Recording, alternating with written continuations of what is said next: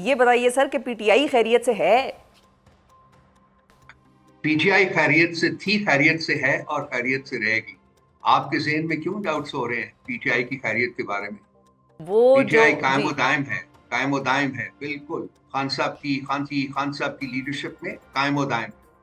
بالکل ہی جو صورتحال بنی ہوئی ہے اس وجہ سے مجھے یہ سوال آپ سے پوچھنا پڑا کہ علیمہ خان صاحبہ کے خدشات ہوں یا پی ٹی آئی میں کے پی کے بجٹ کا معاملہ ہو، پھر جنید اکبر صاحب کا یہ فیصلہ کہ بھئی میں الگ ہو رہا ہوں فیصلوں سے کیونکہ عمران خان سے جب ملاقات ہی نہیں ہو پا رہی تو میں کس بنیاد پر اپنے ڈیسیجن میکنگ کروں گا۔ تو یہ ایک تلاطم سا جو برپا ہوا اس میں پی ٹی آئی کا اگلا کیا اسٹریٹجی ہے، کس طریقے سے اب اس کو پرسو کرنا ہے جو بجٹ والا خاص طور پہ معاملہ پھنس گیا ہے؟ دیکھیے مسئلہ شفا یہ نہیں ہے کہ جی جنید صاحب نے کیا کہا ہے، مسئلہ یہ نہیں ہے کہ علیمہ خان صاحبہ نے کیا کہا ہے، مسئلہ یہ بھی نہیں ہے کہ پہلے پیش ہوا ہے یا بعد میں پیش ہوا ہے۔ مسئلہ سمپل یہ ہے کہ ایک شخص کے جو بنیادی حقوق ہیں، آئینی اور قانونی حقوق ہیں، ان کے برخلاف ان سے کیوں نہیں پارٹی کے رہنماؤں کی ملاقات کرانے دی جا رہی۔ اس سلسلے میں جیسا کہ میں نے آئین اور قانون کا ریفرنس کیا ہے، اس کے ساتھ ساتھ اسلام آباد ہائی کورٹ کے لارجر بینچ نے بھی آرڈر پاس کیا تھا تقریباً 10-11 پہلے ہفتے پہلے کہ انہوں نے ایک شیڈیول بھی دیا تھا کہ اس کے مطابق جو ہے لائرس اور فیملی اور سیاسی جو قائدین ہیں ان سے ملاقات کروائی جائے، لیکن وہ جو لارجر بینچ کا فیصلہ تھا اس کو ردی کی ٹوکری میں ڈال دیا گیا ہے، اور خان صاحب سے کسی قسم کی کوئی ملاقات جو اب تو لائرس کی ملاقات جو ہے وہ بھی آلموسٹ امپاسبل ہو گئی ہے، اور فیملی جو ہے اس میں بھی آپ کو پتا ہے کہ جی سب لوگوں کو نہیں ملنے دے رہے۔ تو یہ بیسک مسئلہ ہے، اور اگر کوئی اس وقت تھوڑی بہت جو ڈیفیکلٹیز پیش آ رہی ہیں ہم پارٹی کے لیول کے اوپر فیصلے کرنے میں، بالکل جنید اکبر نے بالکل صحیح کہا ہے، ملاقات نہ ہونے کی وجہ سے وہ مسئلے کریٹ ہو رہے ہیں، اور شاید میں یہ کہنے میں بچا ہوں گا کہ یہ ملاقات نہیں کروائی جائی، اس لیے نہیں کروائی جا رہی کہ یہ مسئلے کریٹ ہوں، ان مسئلے کو کریٹ کرنے کے لیے ہی یہ ملاقات نہیں کروائی جا رہی۔ سو میری کنٹینشن یہ ہے کہ یہ اگر ملاقات آج شروع ہو جاتی ہے کورٹ کے فیصلوں کے مطابق، آئین اور قانون کے تقاضوں کے مطابق، تو پارٹی میں نہ کسی قسم کا کنفیوژن تھا، نہ ہے اور نہ ہوگا، اور یہ تمام جو انسرٹنٹیز ہیں یہ اسی وقت ریزالو ہو جائیں گی۔ لیکن مجھے ذاتی لیول کے اوپر میں فیل کرتا ہوں کہ شاید ابھی مستقبل قریب میں یہ کورس کریکشن جو ہے وہ نہ ہو، اور ملاقات کرنے میں بدستور مشکلات جو ہیں وہ پیش۔ ٹھیک ہے، تو پھر کیا رؤوف صاحب آپ یہ کہنا چاہ رہے ہیں کہ جو جنید اکبر صاحب نے کیا وہ صحیح کیا؟ اگر صحیح کیا تو پھر کل کو تو ہر بندہ جو بھی عہدیدار ہے وہ یہ کہے گا کہ بھئی چونکہ میری خان صاحب سے ملاقات نہیں ہو رہی اس لیے میں پارٹی کے فیصلوں سے لا تعلقی کا اظہار کرتا ہوں۔ دیکھیے انہوں نے صرف ایک اسپیسیفک فیصلے کی بات کی ہے، اور اس سلسلے میں ایک تھوڑا سا ذرا ڈیبیٹ بھی ہو رہا ہے پارٹی میں کہ جی بجٹ جو ہے خان صاحب کی انسٹرکشنز کے مطابق پیش ہونا چاہیے تھا، یا یہ کہ جو آئین کے تقاضے ہیں ان کے مطابق جو ان کو کنفارم ہم نے کرنا تھا، کیونکہ جو وفاقی حکومت ہے اس کا جو آبجیکٹو ہے وہ تو بالکل کلیئر ہے، وہ تو چاہتے ہیں کہ جو کے پی کی حکومت ہے اس کو کسی طریقے سے ڈیزالو کیا جائے، ختم کیا جائے، اور وہاں وفاقی راج جو ہے وہ نافذ کیا جائے۔ سو اس کے لیے قانونی کچھ تقاضے تھے جن کو امپلیمنٹ کرنا بہت ضروری تھا، اسی وجہ سے یہ سب کچھ کیا گیا ہے، لیکن وہ پروویژنل ہے اور کنڈیشنل ہے، اور خان صاحب اگر جیسا کہ خود چیف منسٹر نے بھی کہا ہے اور باقی جو عہدیداران ہیں انہوں نے بھی کہا ہے کہ الٹیمیٹ فیصلہ خان صاحب نے کرنا ہے، اگر وہ یہ کہیں گے کہ جی بجٹ میں یہ چینجز کر دیں تو جیسا کہ چیف منسٹر نے کہا ہے وہ چینجز بھی کر دی جائیں گی، اور وہ یہ کہیں گے کہ آپ پارلیمنٹ کو ڈیزالو کر دیں، حکومت کو ختم کر دیں، تو وہ کہہ رہے ہیں کہ اسی لمحے ہم کر دیں گے۔ سو بیسیکلی کوئی کنفیوژن نہیں ہے۔ ہاں کیوں ملاقات چونکہ نہیں ہوئی اس لیے خان صاحب کی فریش انسٹرکشنز جو ہیں وہ ہم سیکیور نہیں کر سکے، اور اس کے بعد جو پارٹی کے جو لوگ تھے، جو قانونی ماہرین تھے، انہوں نے یہ مناسب سمجھا کہ اس وقت بجٹ جو ہے وہ پاس کر لینا چاہیے تاکہ وفاقی حکومت کو کوئی ایکسکیوز نہ ملے کہ وہ کے پی حکومت کے اوپر لشکر اندازی کرے۔ ٹھیک ہے ٹھیک ہے، اچھا تو پھر رؤوف صاحب یہ بتائیے کہ خان صاحب سے ملاقات کے جو فیصلے ہیں وہ اسلام آباد ہائی کورٹ کے تو آلریڈی سامنے موجود ہیں، اور اس کے باوجود اگر ملاقاتیں نہیں کرائی جا رہی ہیں تو، اور علی امین گنڈا پور کو آج سپریم کورٹ سے یہ بھی سننے کو مل گیا کہ بھئی آپ نے غلط دروازہ کھٹکھٹایا ہے، آپ جائیں چیف جسٹس صاحب کے پاس جائیں، ہمارے پاس کیا آپ لینے آ گئے؟ تو پھر کیا عدالتیں ہی مائنس ہو گئی ہیں پی ٹی آئی کی امیدوں کے حوالے سے؟ सवाल के आपके दो हिस्से हैं। पहले मैं ये मुनासिब समझता हूँ कि ये जो जस्टिस मंसूर साहब का कमेंट है उसको मैं सही पैराए में बयान करूँ। उन्होंने ये नहीं कहा, उन्होंने सिर्फ ये कहा है कि ये थ्रू द चीफ जस्टिस और द रजिस्ट्रार ये जो है आप पिटिशन ये दायर करें, और अगर वहाँ पिटिशन फिर उनको मार्क हो जाती है तो वही सुनेंगे, या जिस जज को भी मार्क होती है या जिन जजेस को मार्क होती है वो सुनेंगे। ठीक है, प्रोसीजरल बात कर रहे थे वो एक टेक्निकलिटी। अब दूसरी बात, आपने अदलिया के खत्म होने की कहा है, अदालत के हमारे लिए खत्म होने का कहा है। देखिए 26वीं आईनी तरमीम पाकिस्तान की 76 साल जिंदगी में सबसे ज्यादा डैमेजिंग तरमीम है जो कि की गई है, कानून है जो कि बनाया गया है।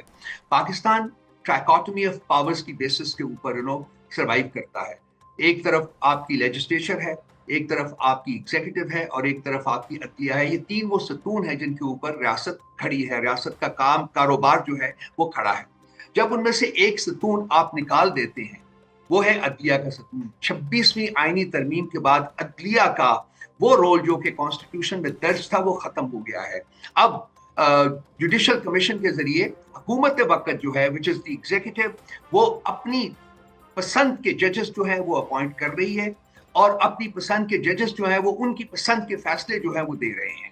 सो एक लिहाज से जो आप कह रही हैं शायद वो ठीक कह रही हैं कि हमारे लिए अदलिया का ऑप्शन हमेशा से एक बहुत मुश्किल ऑप्शन था, लेकिन अब शायद उससे भी ज्यादा मुश्किल हो गया है। मैं एक ऑप्टिमिस्ट हूँ, मैं ये नहीं कहूंगा कि वो खत्म हो गया, लेकिन डेफिनेटली बहुत ज्यादा मुश्किल हो गया। और हमारी जो उम्मीद है अदलिया से जो होती थी कि हमें अल्टीमेटली इनसे इंसाफ मिलेगा, खान साहब भी बार बार इसके बारे में स्टेटमेंट दे चुके हुए हैं, शायद वो जो हमारी उम्मीद थी वो भी मौहूम हो गई है, जरा और कमजोर हो गई है। लेकिन हम कभी भी अदलिया का दरवाजा खटखटाना खत्म नहीं करेंगे। हम बार बार अदलिया के पास जाएंगे, क्योंकि अल्टीमेटली यही वो इदारा है जिसने कि इंसाफ के तकाजे पूरे करने हैं और इंसाफ देना है। ठीक है। अच्छा रऊफ साहब, आप ऑप्टिमिस्टिक हैं बिल्कुल, और आपने एक और ऑप्टिमिज्म भी शो किया था हमारे प्रोग्राम्स पे मुतअद्दिद बार। आपने खान साहब की इस्टेब्लिशमेंट के साथ बातचीत के हवाले से बात की कि भाई वो हल्की फुल्की इंगेजमेंट हमारी चल रही है। इवन गवर्नमेंट के अपने लोग भी आकर ये कह गए हमारे शो में कि हल्की फुल्की नहीं बल्कि बाकायदा इंगेजमेंट चल रही है, और इंगेजमेंट से बल्कि PTI के साथ गवर्नमेंट की इंगेजमेंट की भी उन्होंने बात की। उन्होंने कहा वो तो बातचीत से और भी आगे निकल गई है। लेकिन जब हम बाकी पार्टी के अहदेदारान से बात करते हैं शोज़ पे, तो वो ये कहते हैं कि हमारी कोई इंगेजमेंट इस्टेब्लिशमेंट के साथ ना खान साहब की ना पार्टी के लेवल की कोई चल रही थी, और जब भी हमारी तहरीक ने चलना होता है तो इस किस्म की खबरें उड़ा दी जाती हैं जो अखबारों में आप सुर्खियों के तौर पर देखते हैं, ताकि लोग इस पर तकिया कर लें और बाहर ना आएँ। तो वो तो डिनाई करते हैं इस्टेब्लिशमेंट के साथ ताल्लुकात या बातचीत के हवाले से। देखिए दो हिस्से हैं इसके। नंबर एक बात, इसको डिनाई नहीं किया जा सकता कि एक बहुत एक्सटेंसिव किस्म की डिस इन्फॉर्मेशन कैंपेन लॉन्च की जाती है जब भी हमारे किसी एहतजाजी तहरीक के का दिन जो है वो टाइम जो है वक्त जो है वो नज़दीक आ रहा होता है। इस बारे में तो कोई शक नहीं, कोई शुबा नहीं है, नंबर एक। नंबर दो, डायलॉग के बगैर मसाइल हल नहीं होते। हम एक सियासी जमात है भी, हमारे हाथ में बंदूकें और राइफल्स नहीं है, हमारे हाथ में कोई तलवारें नहीं है, और चाहिए सियासी मामलात हैं वो सियासी तरीके से ही हल होते हैं, और सियासी तरीका जो है वो है डायलॉग का। और मैं हमेशा ये जो डायलॉग का जो कॉन्सेप्ट है इसको प्रमोट करता रहा हूँ, because I am a very devoted adherent कि ये मसाइल जो हैं ये डायलॉग के जरिए ही अल्टीमेटली हल होंगे। अब जो एंगेजमेंट है एस्टैब्लिशमेंट के साथ, उसकी क्या नेचर है, क्या उसकी डेप्थ है, क्या उसकी रेलेवेंस है, उसमें मैं नहीं जाऊंगा। लेकिन प्रॉब्लम ये है कि ये जो मसला है एंगेजमेंट का वो ऑलरेडी बहुत लेट हो गया है। मेरी कंटेंशन आपके प्रोग्राम में भी और बाकी तमाम प्रोग्राम्स में यही रही हुई है कि इस मुल्क के मसाइल का हल सिर्फ और सिर्फ एक है, और वो है PTI और एस्टैब्लिशमेंट के दरमियान बातचीत।